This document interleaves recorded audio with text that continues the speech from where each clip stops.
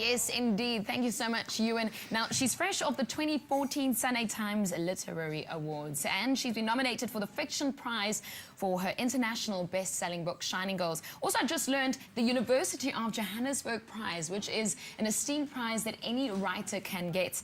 She's here with us. Lauren Beukes is joining us in our studio with her latest offering, Broken Monsters, a genre that talks about broken cities, dreams, broken people. You come up with more books than what I can finish the one, because they're really yummy and thick. Lauren, welcome back to the show. Thanks so much, Alana. How do you come up with these stories? I mean, similar to Shining Girls, there's another thriller and a murder story that you're bringing to us. But I mean, this book, and I want to talk about the fact that there's 3 different covers, but this book starts with this murdered boy who's sewn in half, and half of his body is sewn to a deer. How do you come up with this? I have a very strange mind, but I was also interested in kind of playing with very surreal images and kind of mythological images. The book is very much kind of about the human subconscious and the weird things which come out of it, and haunted cities, strange people, thwarted creativity, finding new avenues. So, yeah.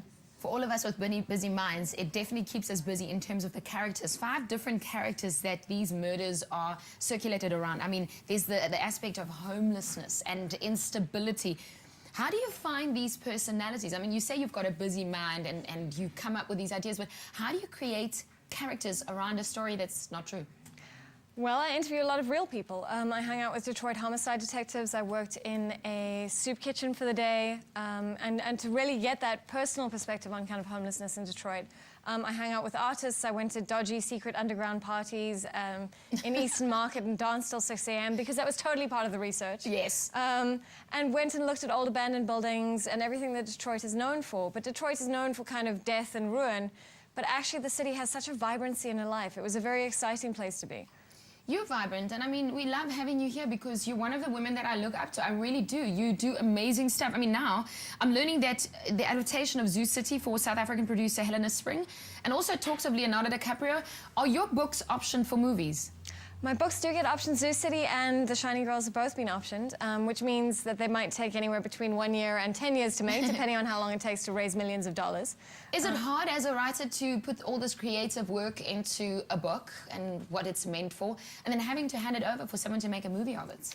Well, you know, I choose the production companies very carefully and the producers very carefully, and these are people who fundamentally understand the book and understand the heart of the book. And of course, things are going to have to change, but as long as they stick to the heart of it, it's okay. I want to take you around and just make you a business card, you know, and say to people, look, it's Lauren Beukes. What's the biggest thing that's happened in your brag Bible? I mean, I just saw the University of Johannesburg Prize. You want to quickly tell me about that? Yeah, I just won the University of Johannesburg Prize. It's one of South Africa's most prestigious literary awards. The Shining Girls, I think, has got 9 different award nominations. I got 2 books on Exclusive Books homebrew list. It's amazing. I've had such international recognition. I always see these movies with these writers and they have writer's block, you know, they make no money and they're poor and they can't think of it. How do you come up with your new ideas? I mean, literally, you were here last year and this year you've got another book. And also tell me about the fact that there's 3 different covers to the same book. Well, there are 3 different countries. We've got the US, South African and British cover. And they all market the books in different ways in different territories. It's strange but interesting, and it's nice. It's nice to see how different people interpret the ideas. But I don't believe in writer's block. I think there's writer's procrastination and that there is writer's fear, and the only way to get over that is to just write until you get through it. We want to see you in person. We've missed Cape Town. They told me like 2 days ago that I missed you in Kalk Bay, but how can we see you around the country and see you in person and have a book signed? I'm going to be in Johannesburg next week at Exclusive Books and Love Books, and then I'm going to the UK. All of my schedule is on my website. It's www.laurenbeukes.com. And you can find out where in the world I'm going to be. I don't even know where in the world I'm going to be. I have to check it every day to go, where am I supposed to be now? Well, you're in Expresso right now. So. Oh, good, good. That's Cape Town, right? Lauren, welcome. Thanks so much for coming. Thanks, Alana. We really appreciate you. Always great to be here. Thank you, thank you. Lauren Beukes is in our studio, and of course, the new book called Broken Monsters. You have to read it, not just because it's so good, but because she's so good. This is your Feel Good Breakfast Show. We'll be back after the break.